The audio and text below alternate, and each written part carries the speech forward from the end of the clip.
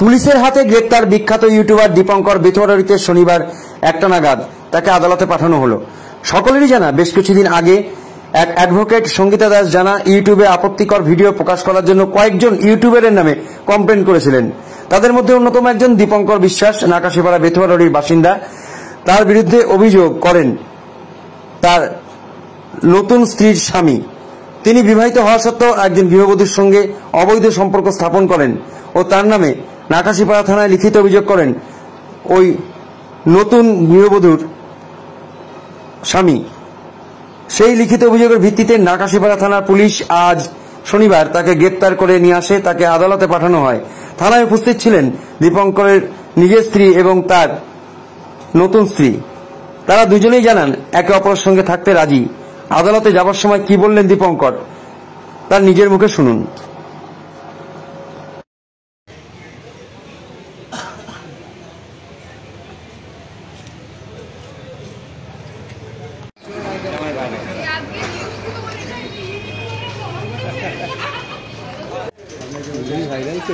ওদেরকে ভিডিও করেন, ওই ভিডিওটা আমাকে পাঠাবেন।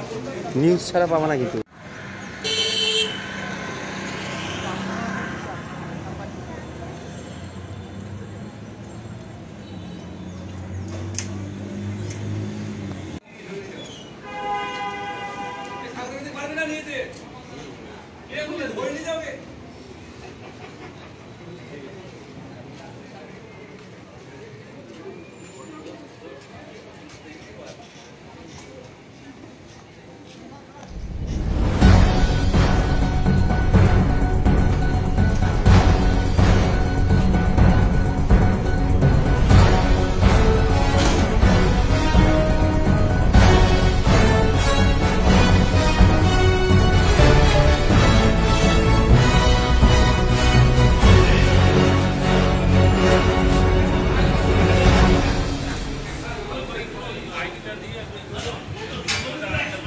কেন আপনাকে?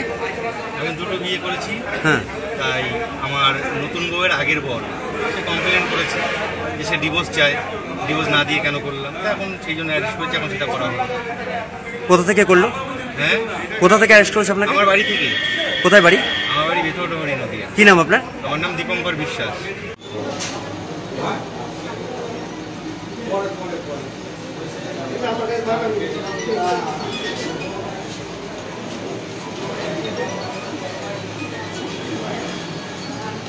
পুলিশ কেন অ্যারেস্ট করলো দীপঙ্করকে? পুলিশ কেন অ্যারেস্ট করলো? ওকে কেন অ্যারেস্ট করলো? আপনি তো সঙ্গে আছেন। কথা হচ্ছে আমরা তিনজন একসঙ্গে থাকতে চাই। এটা হয়তো আমার দুজন বলতে কারা কারা? আমি একসাথে? কি নাম আপনার? আপনার ইউটিউবার? হ্যাঁ, উনি যা বললেন এটা সঠিক, একসঙ্গে থাকতে চান? কি নাম আপনার? দীপঙ্কর। আর কে হন আপনি? আর উনি এখন